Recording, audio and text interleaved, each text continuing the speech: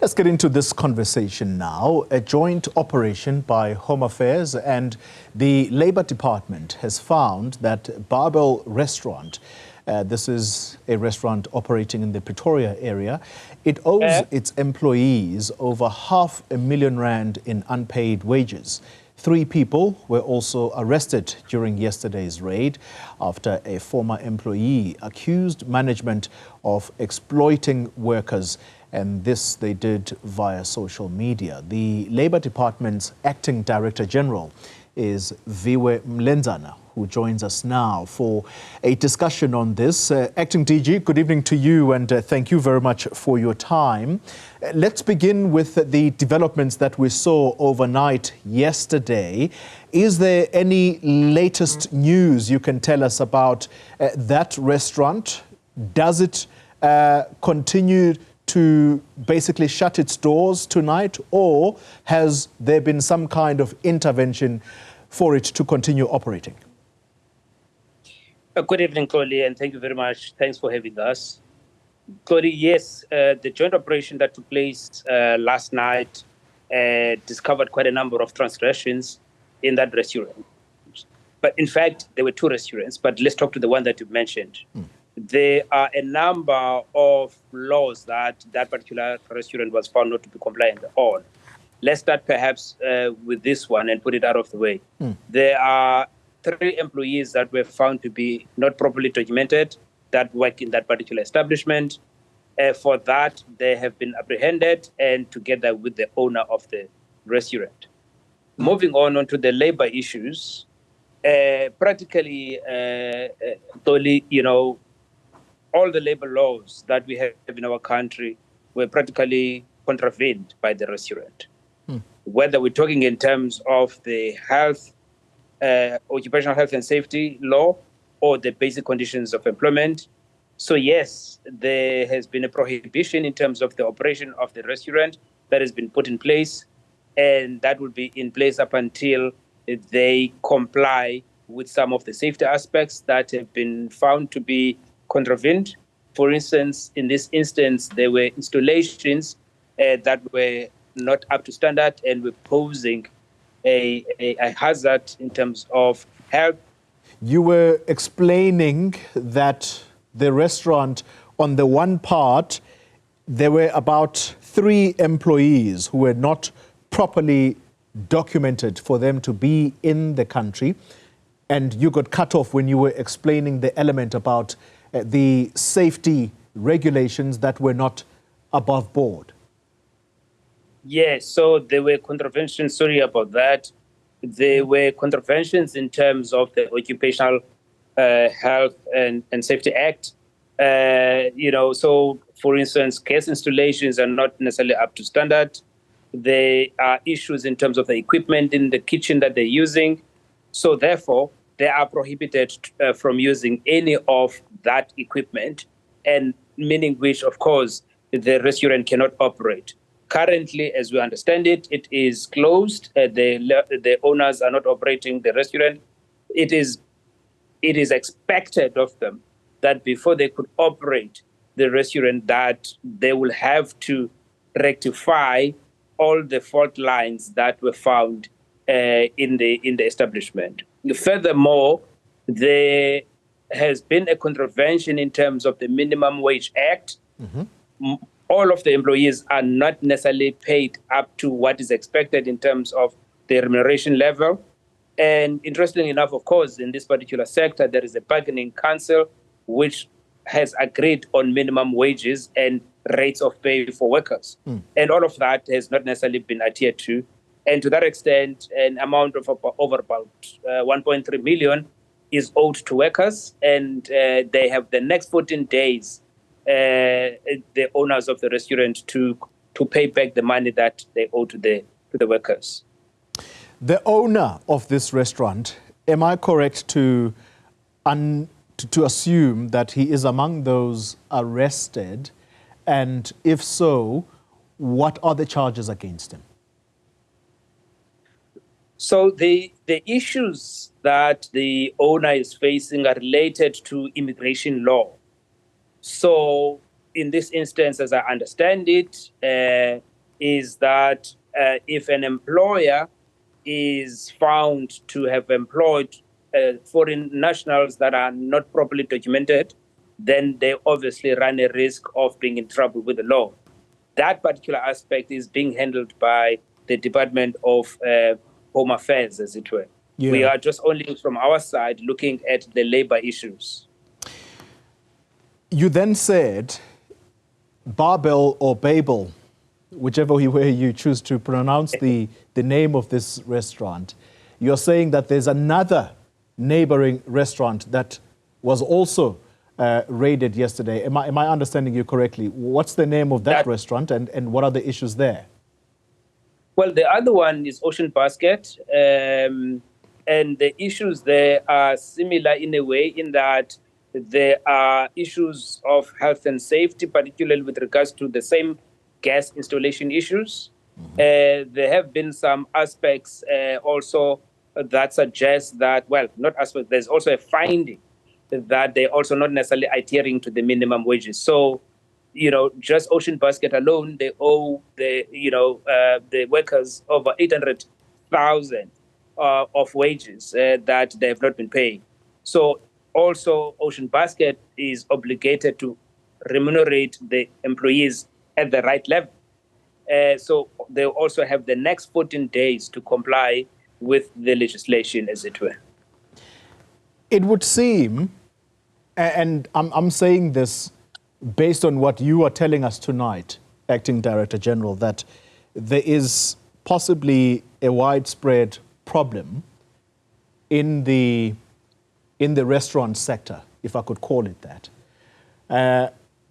Do you plan on just showing up unannounced at many of these eateries just to check what are the standards as far as health and safety, but also the employment status of the people there, including, of course, the all-important adherence to the national minimum wage laws? Yeah. So thanks for that question, Chloe. Maybe just to give a bit of context. In the past financial year, as a department, we conducted over 310,000 inspections. And yes, the hospitality sector has unfortunately come up as a sector that perhaps requires closer attention from ourselves. And therefore, we are going to be focusing a lot on it.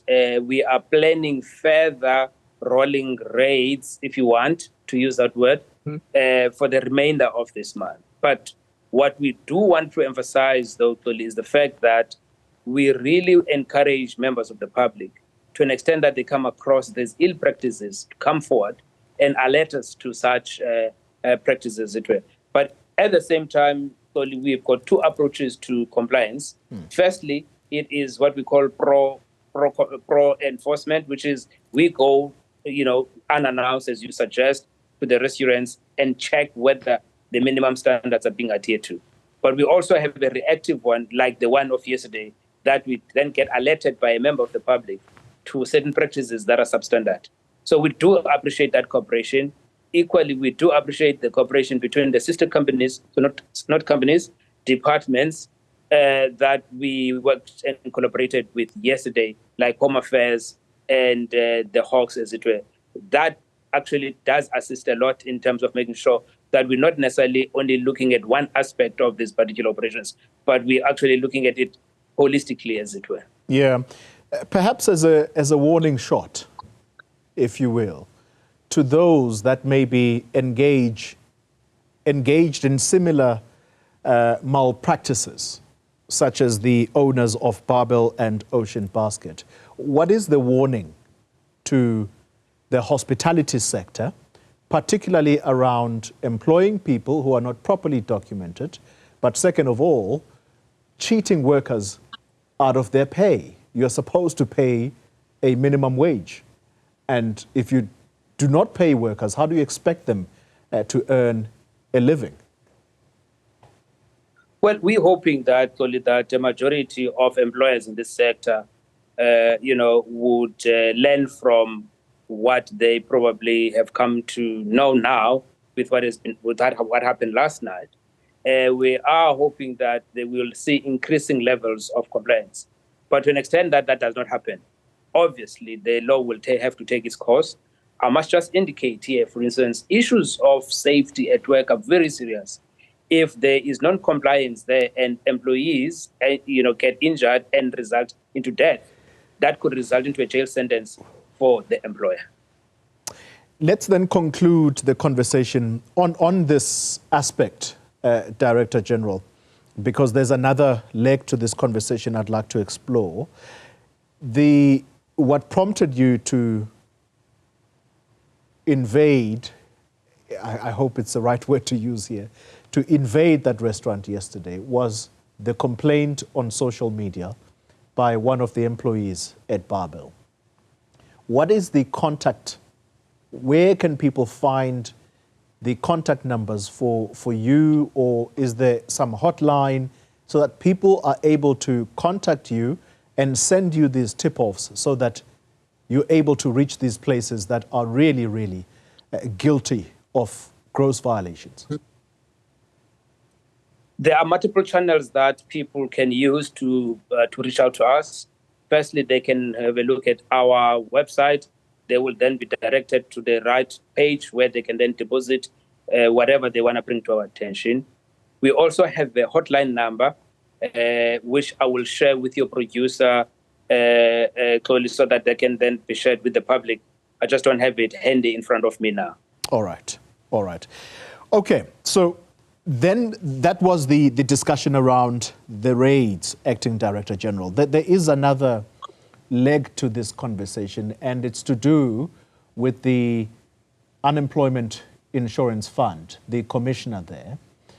This is a matter that you have been commenting about very publicly. We know that as of Friday, I think Friday last week, the commissioner was placed on suspension. Can you tell us what are the reasons? Is he charged with something? If so, how serious is it?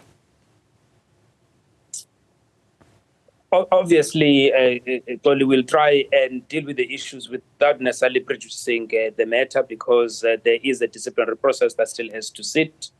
The circumstance which led to this particular issue, the viewers may recall that there was a matter, an agreement that was entered into between the department and Tunja Holdings, matter of which was invalidated by the High Court. That particular aspect was taken by Tunja Holdings to the Supreme Court of Appeal, and of course that particular court as well decided in the favor of the department. So, in saying that, the issues that the commissioner is facing in terms of charges emanate from that particular agreement that was concluded between the department and Tunja Holdings. Yeah. They are serious by nature. The amounts of money involved that could have prejudiced the department are quite high and are in the public domain. So the charges really, emanate to the manner in which we conducted ourselves in particularly dealing with that particular granting of that particular agreement. Very quickly and finally, therefore, Acting Director General, it's not the first time that Mr. Marubin has been suspended by the department.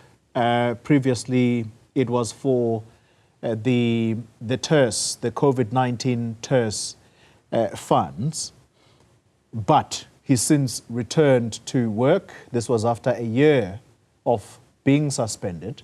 Is that the likelihood here that we might see yet another long, dragging suspension where presumably he is on full pay, or would you want to deal with this expeditiously?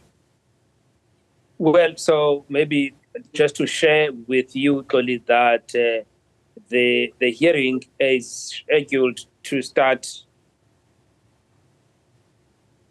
The hearing is scheduled to start next week on Monday, the 23rd of September, and it will then be dealt with quite speedily. We are hoping within the next month or so we would have dealt with this particular matter. Thank you very much. Viwe Mlenzana, the Labour and Employment Department's Acting Director-General, thank you very much for your time this evening.